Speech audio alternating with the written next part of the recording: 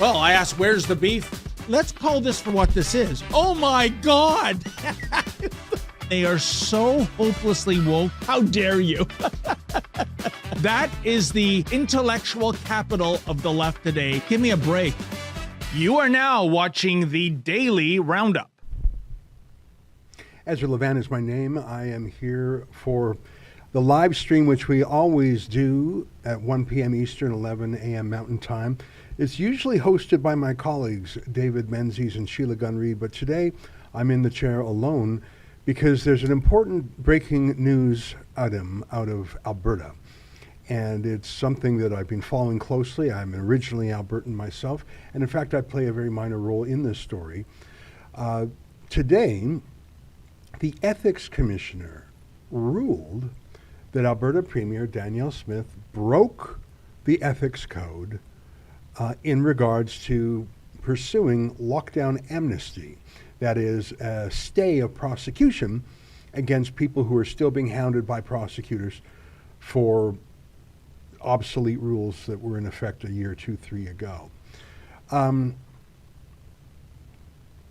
take you through the ruling itself, what it says, what it does not say, but I think there's an even deeper, more important story to it, which is how Alberta's deep state, as it were, is trying to get rid of Danielle Smith with an election, 11 days away now?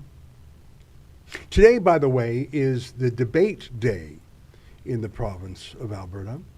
Danielle Smith, the leader of the UCP, the United Conservative Party, and Rachel Notley, the leader of the NDP Socialist Party, former premier who was deposed by Jason Kenney, but wants a second crack at it. And opinion polls, I've seen opinion polls showing the NDP with a real lead, but I've also seen opinion polls showing that UCP is in the lead. I think that means that it's a volatile electorate. Normally, pollsters are generally in the same zone. I think that this election is really up in the air, and the deep state has decided they're going to make the decision. I'll tell you what I mean by that. This ethics report was rushed out hastily. Most of the ethics reports by this commissioner take 3, 4 plus months to do. This one was done very hastily to make sure it got out before the election. And maybe that's appropriate. Or maybe that's someone putting their thumb on the scale. It was released today, the day of the debates. Not tomorrow, the day after the debates, but today.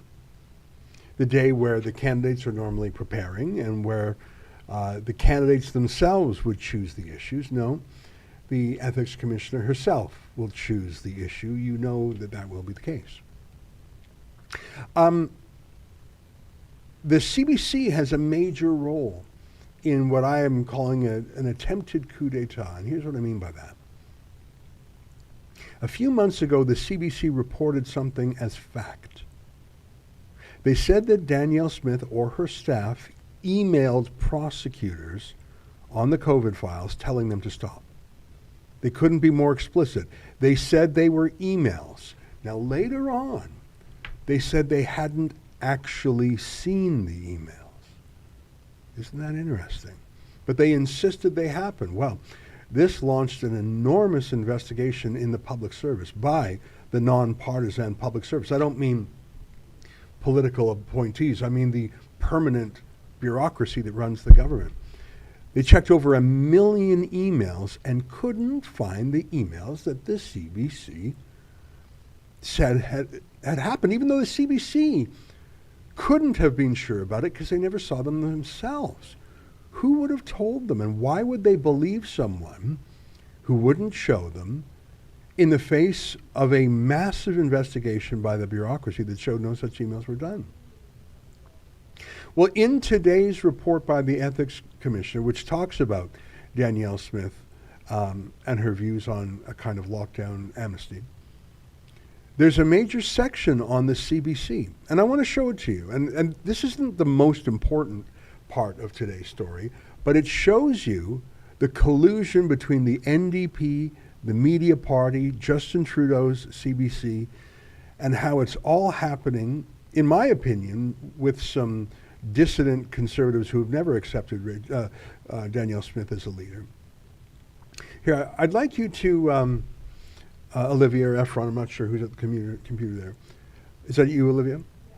Can you please search for CBC and go to the next instance of it and first show the title page of the report to show people what document we're referring to. I have on the screen, and I'll show it to you, and we'll have a link to it. If you could put that on the screen.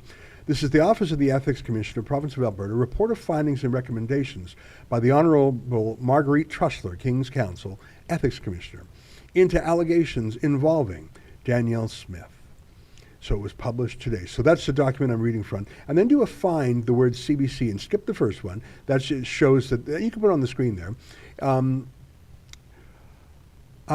In January of 2023, the CBC aired a story relying on an unnamed source that a political staff member in the Premier's office had directly contacted prosecutors, plural, in the Criminal Prosecution Service about COVID-related prosecutions.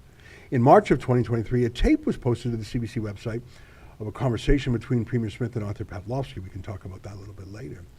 The allegation is that the Premier and her staff, as a result of these two incidents, interfered with the administration of justice and thereby breached Section 3 of the Conflicts of Interest Act. Oh, I skipped a paragraph there. Highlights from the tape are set out in the NDP request for an investigation. I also downloaded the tape and personally listened to it. So those are the two allegations. That Artur Pawlowski recording of his personal conversation with Danielle Smith, and far more serious in my mind, the accusation that Smith or her staff were literally emailing prosecutors, plural, and telling them what to do. That would be political interference like Justin Trudeau does. That's not something a conservative would do. Skip ahead to the next instance of the word CBC, because this is quite something. And the next one, just one more. Yeah, let's read this. The CBC allegation. We already read that. The person who was alleged to have sent one or perhaps more of the emails was incensed by the allegations and denied them. The lawyer conducting or participating in all the Coots prosecutions, Stephen Johnson, said that he was never contacted by anyone in the Premier's office. Kim Goddard, Assistant Deputy Minister of Justice, at one point held a town hall video meeting with prosecutors and reiterated the independence of the Crown prosecutors. She told them to ignore political statements and to advise her if anyone was contacted, particularly if the contact was from a political source. At one point, she requested and received from the Crown Prosecution Service an update on all cases, but it was used by her merely as a reference to bring the Attorney General and was never forwarded. The Public Service Commissioner, with the consent of the Deputy Minister, conducted an email search. I referred to that. Keep going. Skip to the next page. Look at this. I think it can be said that the members of the Crown Prosecution Services, that's another way of saying prosecutors, were annoyed and even incensed by the allegation that one of them had received outside political pressure. Assistant Deputy Minister Kim Goddard is confident no one in the service received an email. So that's not a political appointee, that's a lifer prosecutor. But look at these next two paragraphs, absolutely devastating to the wicked liars at the CBC. Look at these two next paragraphs.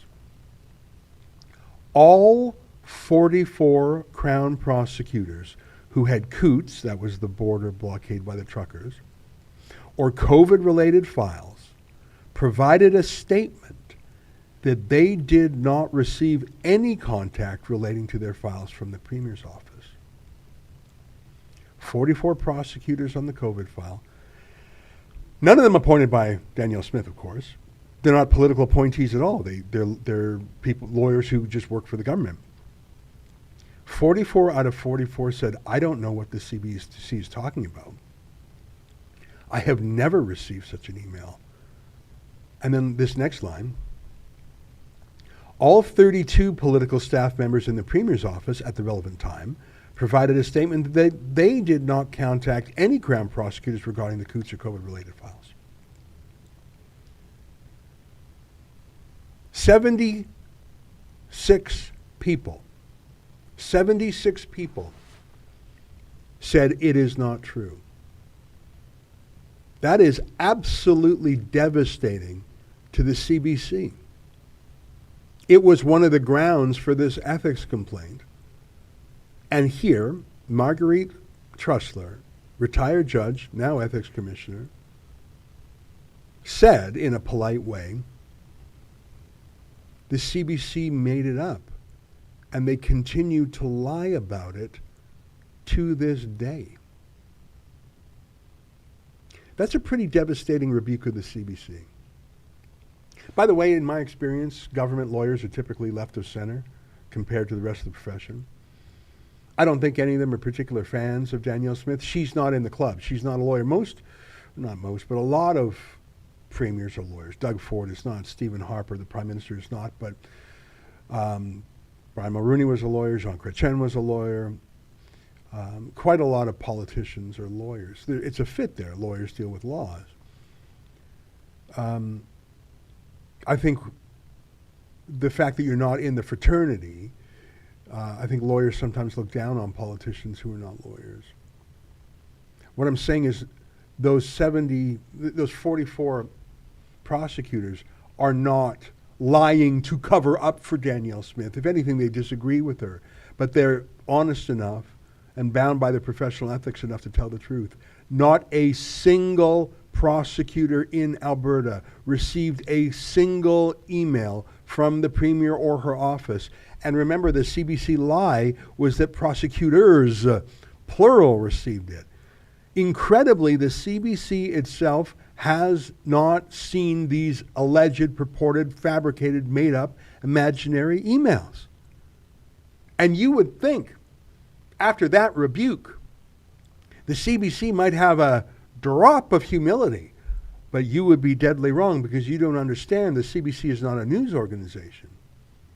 They are a government news organization, which is completely different. You throw an adjective in front of the word journalist. There's journalist, I know what that means.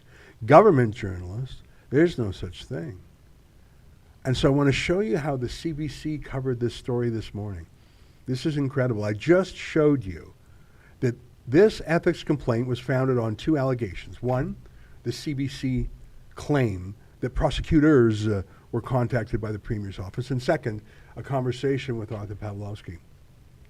Here's how the CBC covers that. Alberta Premier Smith breached Conflicts of Interest Act, says Ethics Commissioner. Finding focused on Smith's contact with Minister of Justice in relation to COVID-19 related charges. Okay, let's read a bit here.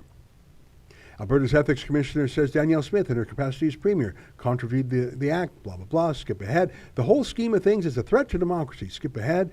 In January, CBC News reported that a staffer in Smith's office had sent a series of emails to the Alberta Crown Prosecution Service. A series of emails, plural. Challenging prosecutors, plural, assessment and direction on cases stemming from the Coots border blockades and protests. Later that month, CBC News reported that Smith pressured Justice Minister Tyler Shandro. Okay, skim down a little bit, just skim the whole way down. Can you see anything here, skim down, about the emails being a lie? Shandro remembered a different version. Skim down. Smith asked about the extent to which he could get involved. Seemed to suggest something was... Smith pointed out that he was the Attorney General and seemed to suggest something that was influenced by a letter sent by Ezra Levant, who runs the right-wing media company Rebel News. She wrote, I'll talk about that later. In response, blah, blah, blah. Scroll down. We're scrolling down now to see if there's any reference in this very long story to that absolutely devastating point about the emails to the prosecutors not happening. Scroll down, scroll down, scroll down, scroll down. Scroll down, scroll down. And then they link to the report about the author, Joel Dryden. So we just skimmed down. We didn't read it all. I'll come back to that Ezra Levant thing in a moment. More than a page in this report is dedicated to the CBC accusation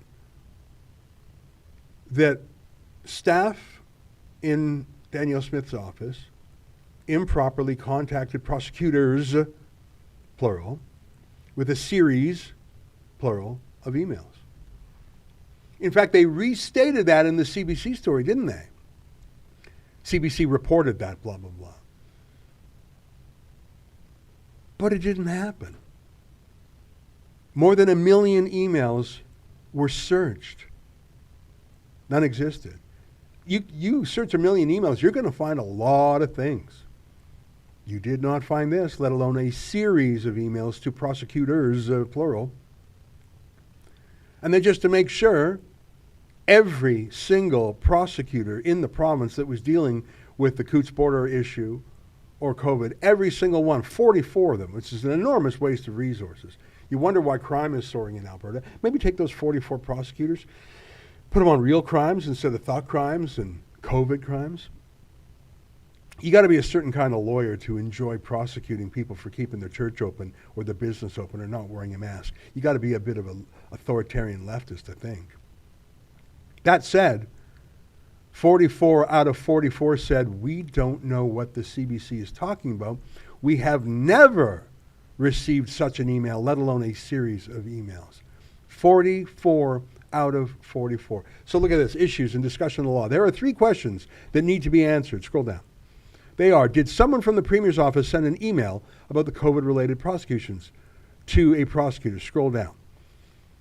I want to deal first with the allegation published by the CBC that a member of the Premier's staff emailed the Crown Prosecutor about a case before the courts. I asked numerous questions of a considerable number of people about the existence of any email and could find no evidence the event occurred or that any email exists.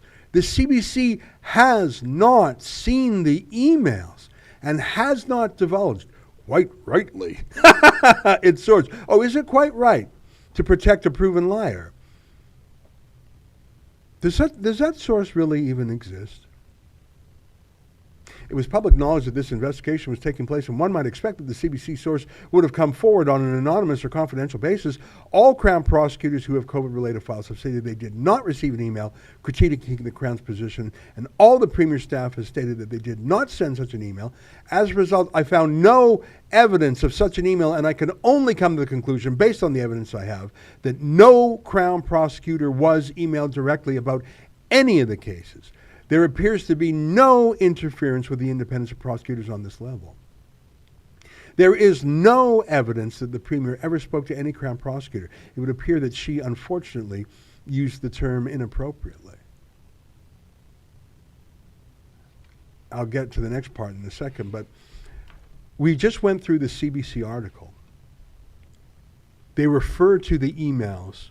They say we reported that these emails were sent. They did not say they never saw them. They did not say they refused to tell them their secret source. Does that really, secret source really exist? Or is it your imaginary friend? Or is it your fellow journalist and you're his source and he's your source? Is it some deep state? Well, they talked to the deep state. 44 out of 44 prosecutors said, you made it up. Judge Trussler here said, they made it up. How could the CBC still run with that? How could they not even mention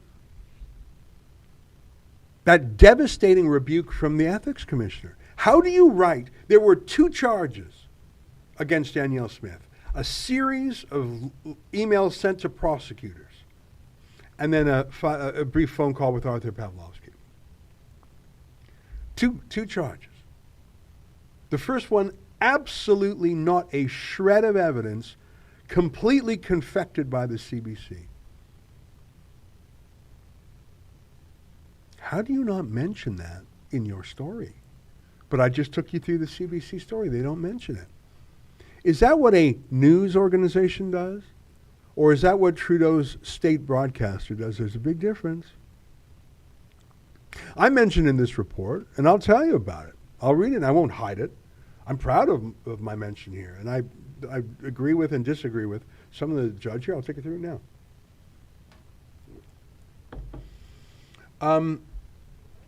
Yeah, let's show this. So back in October last year, I bumped into the Premier, and I said, look, there's a way, a legal way, to stay these prosecutions. That's illegal. Amnesty is probably not the right word. And amnesty implies you did it, you didn't do it, whatever stage of it, you're washed clean of your sins. Amnesty isn't the word. Pardon isn't the word. The legal technical term is to stay a prosecution. Now I'm going to read you some of the letter I wrote. Now I wrote it to Danielle. So I met with Danielle Smith, and she said, hey, give me your ideas on how to do it. So I'll just read some of this. You can see this from October. Marshall is the name of her chief of staff. Please thank the Premier for taking the time to speak with me. It's nice to see her again in her new role. Nice to meet you. I'll send you another note in a couple of days about blah, blah, blah. On the lockdown and pandemic prosecutions, I was heartened to see how well informed the Premier is on these matters. She clearly understands how important these issues are, both politically and morally. She really is on the right side of history, blah, blah, blah. The Premier was interested in information that I could provide her about the situation on the ground and mechanisms available to her to provide leadership on these issues. The purpose of this note is to provide the Premier with that information. So what follows is a slightly more technical version of what I say on my nightly show all the time. There are still an unknown number of tickets, charges, and contempt proceedings or related matters.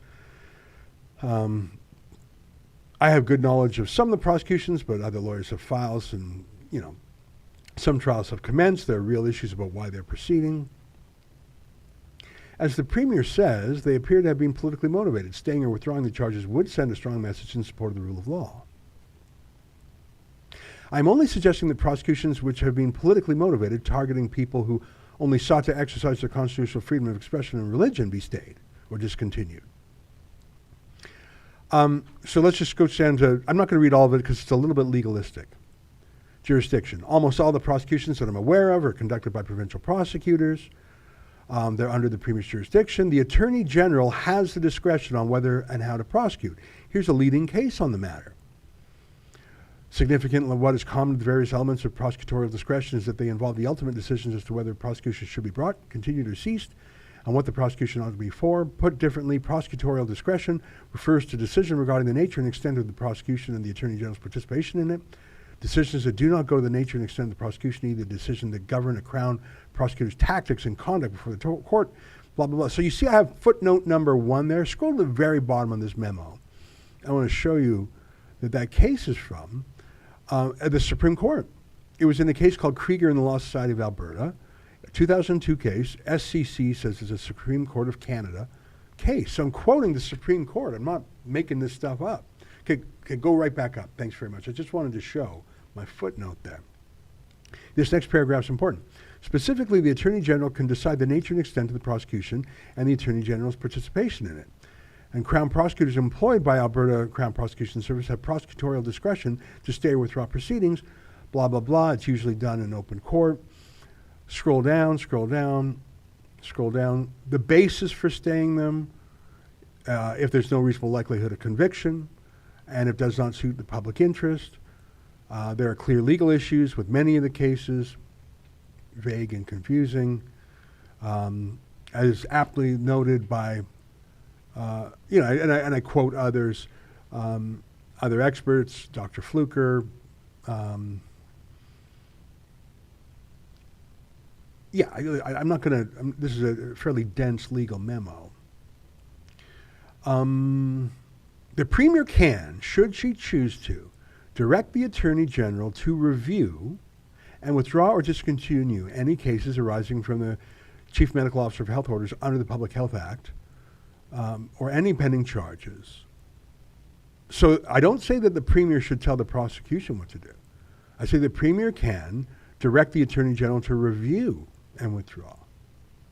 The Premier could request that the review be undertaken with respect to each prosecution. Obviously, the Attorney General would take into account the Premier's view that without more, proceeding these prosecutions is not in the public interest. I would also encourage the Premier to note that beyond the lack of merit and political nature of these charges, the province has a shortage of prosecutors, court staff, and Superior Court judges. Can you imagine putting 44 prosecutors on this beat? In consultation with my lawyers, it appears the most direct and efficient way to direct the state proceedings is to make a written memo, and I get into the technicalities. Anyways, so thanks very much. You can read the whole thing. I've tweeted that. It's on our website. It's a technical memo, but it's really what I say and have been saying in public for about 2 years now, which is, I don't really use the word I use the word amnesty, lockdown amnesty, because it's a common parlance. People know what amnesty is. Stay of prosecution is a little more technical. That's actually what it is. And you can see my memo from October outlines it, and you can see, and I mentioned it twice there, that nowhere do I recommend the Premier talk to any prosecutors at all. I say talk to the Attorney General, have him review things with an eye to, are these good cases? That's what I say. If you don't believe me, read the memo for yourself. But go back to Judge Trussler's ruling, because I think she misquotes my memo. It's not a big deal. I mean, I don't care. But she says the only incident that is in any way close to what was reported was the email containing a letter sent by Ezra Levant criticizing the prosecutions and purporting to show why they were wrong and what to do about them. The communication was sent to the Premier's Chief of Staff, who forwarded it to the Chief of Staff of the Minister of Justice, Christopher Thrasher, for response. As the latter was within the jurisdiction of the Justice Ministry, the email was appropriately forwarded from one political staffer to another so that the second political staff member could deal with the matter.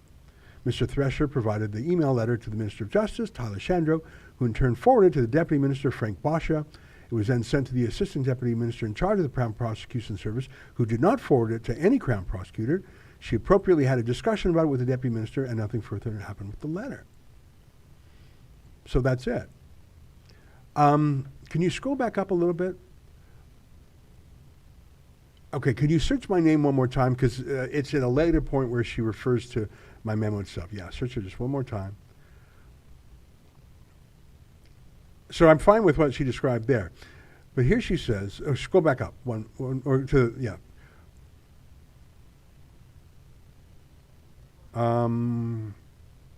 Yeah, so she says, on October 25th, Marshal Smith received the email directly from Ezra Levant, which surprisingly, from someone legally trained, that's me, advocated direct interference by the Premier by having her order a stay in prosecutions. I did not say that. I just read to you what I said. I didn't say that at all. I said that the Premier should direct the Justice Minister to review the cases, and the ones that do not meet the legal standards, the Justice Minister should stay them. I never said that the Premier should order a stay in the prosecutions. I defy you to find that. I think I'm going to write to the judge and point out that she's wrong. Not that anything turned on it. Like I say, this fake complaint by the CBC was thrown out by the judge. But it bothers me about this much, that the judge didn't read my memo. It was only like 5 pages. Anyway, so that's my involvement there. And I've got a rule of thumb when I talk to politicians. I talk to politicians from time to time. Often, almost always they reach out to me. In this case, I had something I wanted to share with the new Premier of Alberta. But my rule of thumb is, don't say anything verbally that you wouldn't say if there was a camera there. And don't write anything in writing that you would be shy for it to see the light of day. And I stand by this memo absolutely, completely. I would like to hear the Associate Deputy Minister, Assistant Deputy Minister's reply to it. Why wasn't this a good idea? Literally citing a Supreme Court case. And prosecutorial discretion is obvious, famous, commonplace. I mean, Justin Trudeau only formally legalized marijuana in the past couple of years, but de facto it was decriminalized probably for 20 years. I don't think that there was I would doubt if there were 10 prosecutions for mere possession of marijuana a year in Canada. The police literally did not prosecute possession. They would take your marijuana joint, throw it in the gutter, stamp it out or whatever. They wouldn't charge you with it alone. Like if you were charged with 10 crimes, they might throw that on top just as a bargaining chip. But police in Canada have not prosecuted marijuana possession in over a decade. Why? How are they allowed to do that? By exercising their political prosecutorial discretion. Prosecutors aren't going to waste time because someone was caught with a pot joint. Justin Trudeau campaigned on making that the law, and he did. How's that different here? But anyway, I just wanted to tell you my own role here, unless someone says, Ezra, why don't you talk about your memo? Okay, I did. My point is, this is not a real complaint. Both elements of the complaint, the lie about the emails and the Artur Pawlowski video, came from the CBC. The CBC is an activist organization, not representing its taxpayers and viewers, but representing one man, Justin Trudeau. And they know it because if they were truly independent journalists, would they not report on the news of the day? The news of the day is, as I said at the outset, Danielle Smith was found in breach of these ethics rules by a judge who had a hasty hearing to make sure she got it out before the election and on the day of a debate, which is a little sketchy. That is news. And it's news about the Artur Pawlowski video, which we'll talk about a little later. But half the entire case, and by far the more serious part, was the fabrication, the lie, that the CBC claimed emails, a series of emails was sent to prosecutors. That is a damnable lie. And yet, show the CBC article again. How do you do a lengthy, detailed article, lengthy, and not mention that? Like not even in one sentence at the very end. That's not journalism. That's campaigning. That's Justin Trudeau's state broadcaster directing their government journalists to attack a political foe and to hide their own involvement in it. Not just their own involvement, but the fact that their own involvement was completely false. Every single prosecutor, every single staffer said it did not happen. And the CBC will not even say they were rebuked, let alone own up to it. That's the deep state. But I'm afraid that, before I came on the show half an hour ago, I read probably 50 tweets about this by different journalists in Alberta. And other than the independent journalists at True North and Countersignal and Western Standard, the media party, the CBC, the Post Media, City TV, not one of them mentioned the CBC lie. Why wouldn't they mention it? They don't have any skin in the game, or do they? Of course they do. They're on Trudeau's payroll now, too. Very interesting times. It's 1:35. We're going to take a short commercial break. Don't go away. We got more to say. Stay with us. I am doing something today that I have never tried before. Listen up. I'm looking for collaborators in a new and exciting initiative. As you most likely know, YouTube a long time ago demonetized Rebel News, and we are 100% viewer funded. Now, while our supporters are fantastic at helping us cover legal campaigns and special reporting missions, unfortunately, the reality is our day-to-day operational expenses often exceed our income stream. Which is crazy if you think about it, because my videos across all platforms attract hundreds of thousands of views and sometimes even millions. So I want to share that reach with the right partners.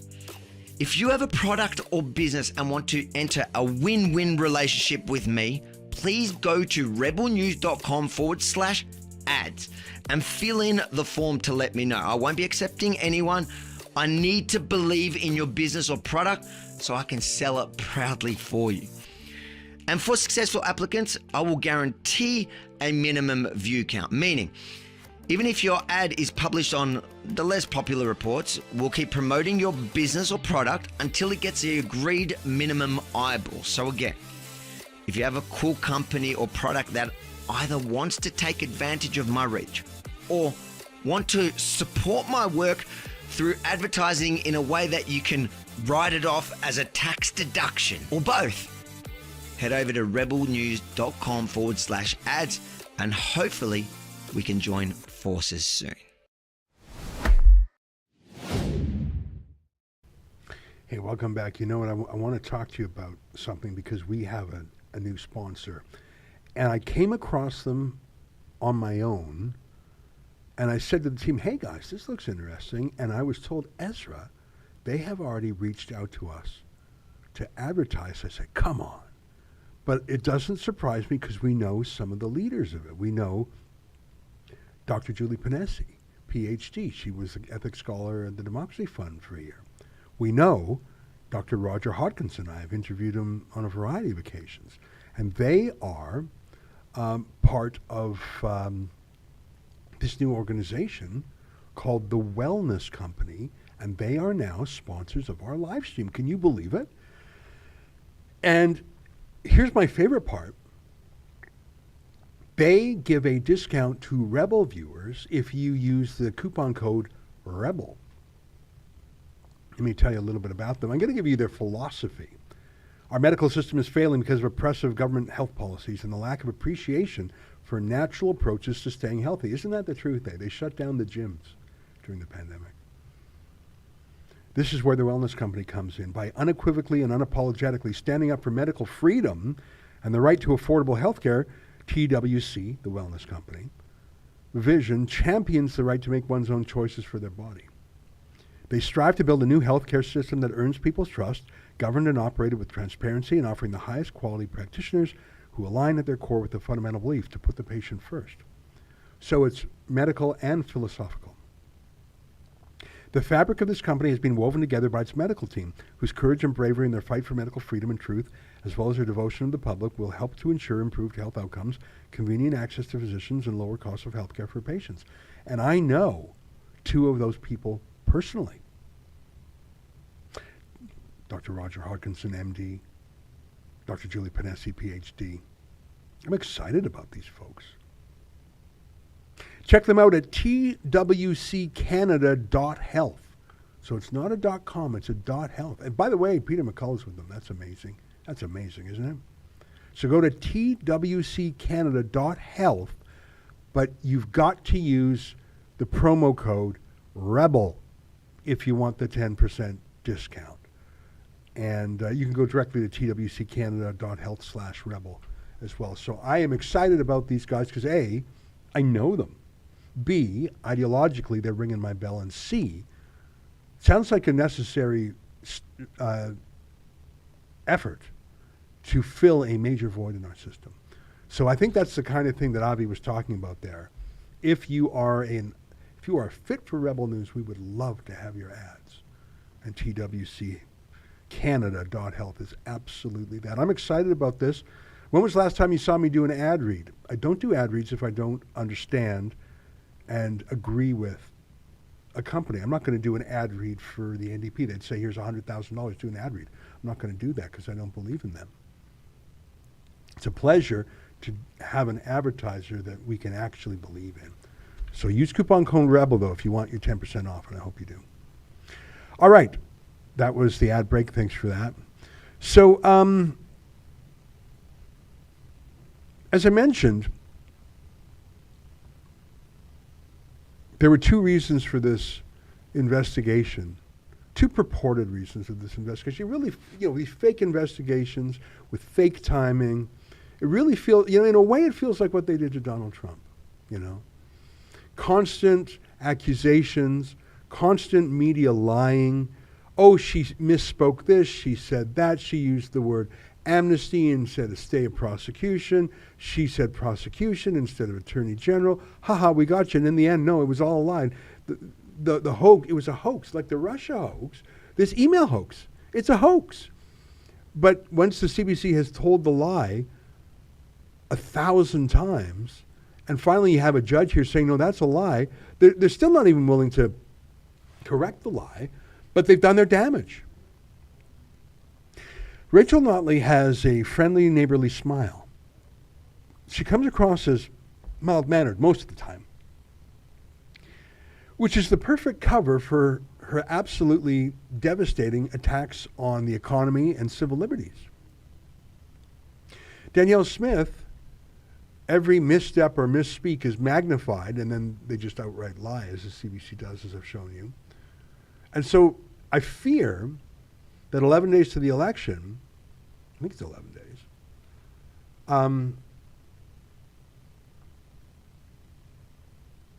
it's not about substance, it's not about ideology, it's not about who's going to destroy the province or not. It's about chaos around Danielle Smith. And why is it chaotic around her? Well, of course, because she sent these emails. Oh, no, she didn't. Well, the CBC says she did. A judge said that was false. Well, the CBC still says it. The CBC are not journalists. They are the NDP war room here. Hey, put that new poll up. I appreciate that. I see you've got a poll here. Alberta Provincial polling from Research Co., I guess. NDP, 49. UCP, 47. Green Party, 1%. SMA, I don't even know what that stands for without refreshing my memory. That's within the margin of error. I'm actually more interested. I wonder if that's Janet Brown's polling company. Is there a link to click on there? Go to the next tweet. They often link to the actual poll in the next one. Oh, Solidarity Movement of Alberta. Yeah, I didn't know what it stood for. That's Artur Pawlowski's new political party. Click on 338canada.com. And maybe they have a link to that. And we're going to take a minute to look at it. Can you scroll down a little bit?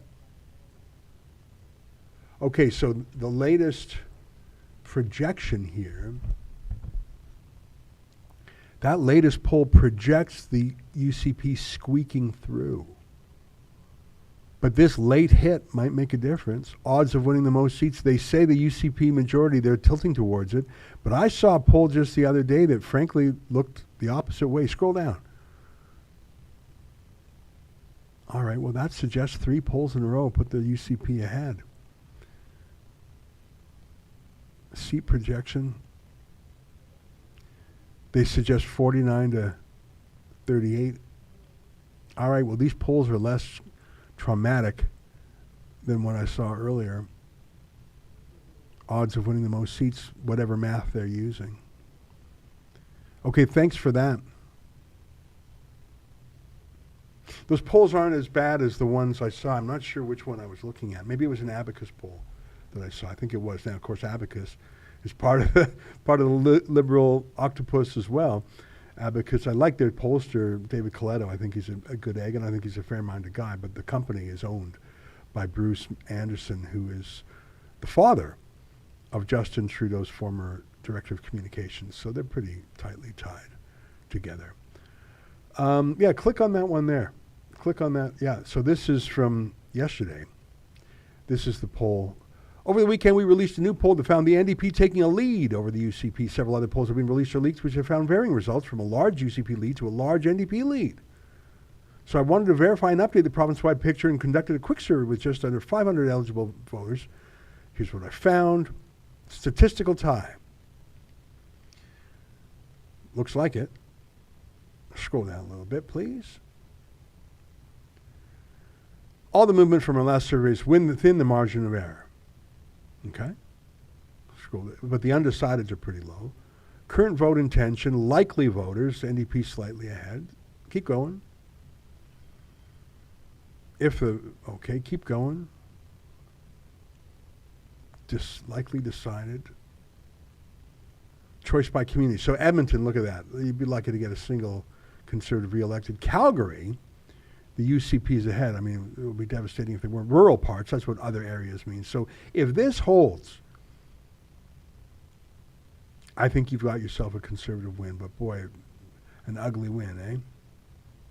Scroll down a little bit. When you remove the undecideds, the results by region are Calgary 51-44, Edmonton just a crushing win.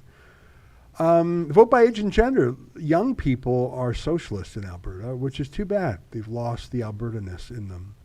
Older people are conservative. Men are more conservative. Women are more leftist. That's how it is, I regret. Scroll down. The Alberta Party is a minor party. Impressions of Danielle Smith are negative. You can see that they're negative in every demographic, except for Calgary, where she's a little bit positive. They're negative in Edmonton. They're sort of tied in the rural parts, barely ahead in Calgary. I hope she gets a chance to get her sea legs under her. She has been premier for more than 6 months, but I don't know if she has a core team around her. Do we have any super chats? Sounds like we have one. Let me move on over to that. Okie doke, I don't see it here. Feel free to put that right there in the live stream Slack account. I didn't deal with the Artur Pawlowski thing. Rachel Notley had a phone call with Artur Pawlowski where he talked about sting prosecutions, and she said something like, I'll look into it or something, and the judge said that was an inappropriate thing to say. I don't know if I have strong thoughts on that, but I think it was destructive by Artur Pawlowski to do that. I don't think it moved the lockdown amnesty movement forward to release that video. Don't know why he did it. I support Artur Pawlowski's legal cases. We crowdfund. We've crowdfunded for 16 of his court hearings, if you can believe it. I don't know why he did what he did. I think it was counterproductive. And if this ethics violation is the thing that tips the balance, it was his leaked recording that was the source of the conviction. The lie about the emails was found to be a lie. So that would be an embarrassing and unfortunate and inappropriate legacy for Artur Pawlowski if that were the case. Here's a super chat from someone named Justin Trudeau. $5. Election should be postponed until the wildfires are under control. Funny how the oil communities in Alberta are under threat of evacuation or on fire, and those people are going to go vote. I disagree with you. There's always an excuse to not have a vote. I mean, the excuse of the COVID. There's COVID out there. We can't have people go vote in person. We need to have mail voting, vote harvesting. We need to have all these kind of iffy and less hard to verify systems for collecting vote. No. If there are some districts, across Alberta, the air is very smoky. That's not a reason not to vote. In those particular areas where there is an evacuation, let there be solutions just in those areas. I think it's fair to guess that those areas would vote UCP because they're typically rural areas, but hold the results until then. Or do whatever engenders the most trust and verification. You don't want to mess around with this election. You don't want to mess around with any elections. But you don't need to delay if you reward politicians by delaying the election for there being an emergency, they'll come up with emergencies every time. So I disagree with you, caller, but thank you for your point. Well, it's 1:50 in Eastern Time, 11:50 in Alberta, and normally we go the full hour, but I feel like I've covered the bases on this. Let me sum up my views. I think it is absolutely legitimate for a political candidate to say in advance of seeking office that her campaign platform is to decriminalize civil disobedience during the lockdown. If Justin Trudeau can decriminalize marijuana, why can't Danielle Smith decriminalize opening up a church in the middle of the lockdown? She said she would do that if she became premier. She became premier, and she asked the justice minister to look into it. How on earth is that possibly interference? That's her job. That's her campaign promise. The CBC lie is being conflated with what she actually did. The CBC has the most to answer for here, but they're answerable only to Justin Trudeau, who loves it. What a disgrace for any journalist who would write this story without referring to the fact that the CBC are proven liars. That said, I would say the fact that myself and other outside people gave advice to the Premier, we should always be allowed to give advice to whoever we want. But I think it's a sign of the deep state, so to speak, that within the government, the Premier of the province, who has at her disposal maybe 1,000 lawyers in the Department of Justice, I don't know how many work for the Alberta Department of Justice, that there was no ally there to listen to the Premier as a client and help her find a path here. Maybe that person was supposed to be Tyler Shandro, the Attorney General, but he is a conflicted party. He was the health minister who enforced all of these lockdowns in the first place. I think maybe there ought to have been a special lawyer in the Justice Department who was given this task to do it carefully and lawfully, which, by the way, I think Danielle Smith did it carefully and lawfully. I think the timing of this late hit on the day of the debate is suspect. I think the fact that literally a quick phone call with Artur Pawlowski, from which nothing came, is grounds for a conviction is laughable. I don't think that Danielle Smith is going to appeal this ruling. I don't think she wants to prolong it. But the NDP are gleeful, and I bet Artur Pawlowski is, because his party, Solidarity Movement Party, it's a 1%. It ain't going to win, but it may help Rachel Notley to win. Interesting days. I'll tell you one thing. Here at Rebel News, we will always fight for freedom. If you want to know what our motivations are, just read us or listen to us every day. We serve our viewers in Alberta and abroad, and afar, near and far. We fight for freedom. We hold politicians of every stripe to account. We give the same advice in private as we do in public. Let me close by reading Danielle Smith's tweet on the subject. I see you have that up there. The Ethics Commissioner report has confirmed the CBC and NDP lied regarding Crown Prosecutor contact. I was gratified to read the Ethics Commissioner's finding confirming that neither I nor anyone in my office tried to or did contact any Crown prosecutors regarding any COVID-19 prosecutions. Read my full letter below. And I'll let you read that letter on your own if you want to find it. I'm ending this live stream more upbeat than I started it because I was under the impression that the polls were dark to begin with, and this might just nudge things over. But if I'm reading the polls right, the last three put the UCP in the lead.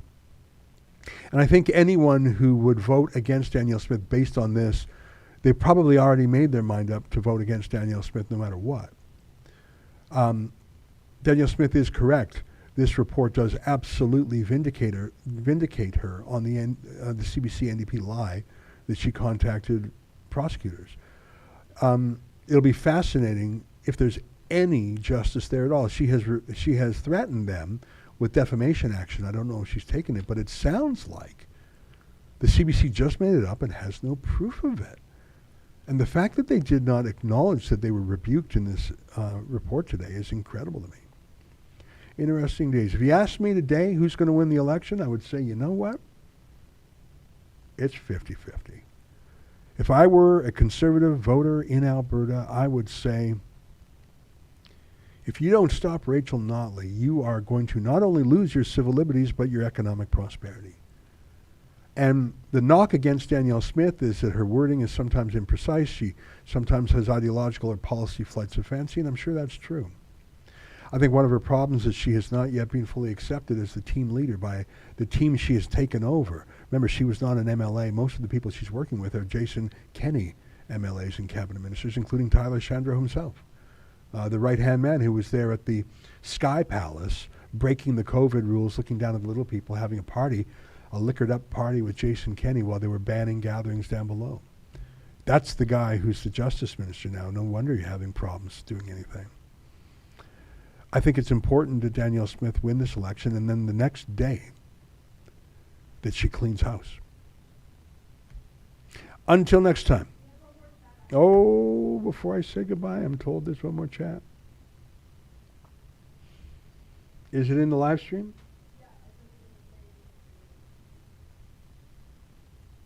In the same area. Okay, I read that one in the wrong stream. There we go.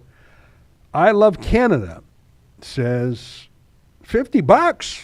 Thank you. My picture says it all. Okay. And the picture is a Trump shirt. Yeah, I see it there. Okay. Well, thanks very much for the 50 smackers. I really appreciate that. And thanks for giving that through Rumble. That's our show for today. I'll be talking about this subject again tonight on my 8 p.m. show. You can sign up for that at rebelnewsplus.com. Until next time, on behalf of all of us here, to you at home, goodbye, and keep fighting for freedom. Today, many journalists are really just advocates for woke ideology. They don't report the facts, and they simply don't care about our fundamental freedoms. Well, we're doing something about that. What happens when the journalists themselves are really bought and paid for by the government? Can they possibly criticize the government freely? The law in a rule-based society is the need for independent news.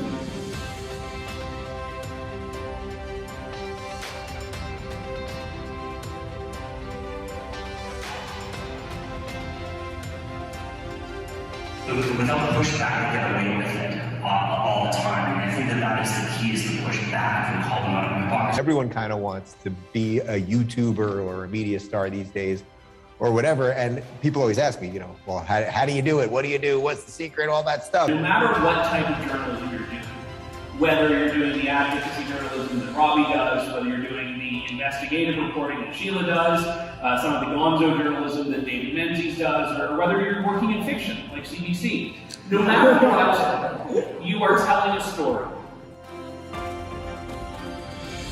Great. I think it's very informative. I learned a lot of stuff. I took so many notes, so it's definitely good to be here.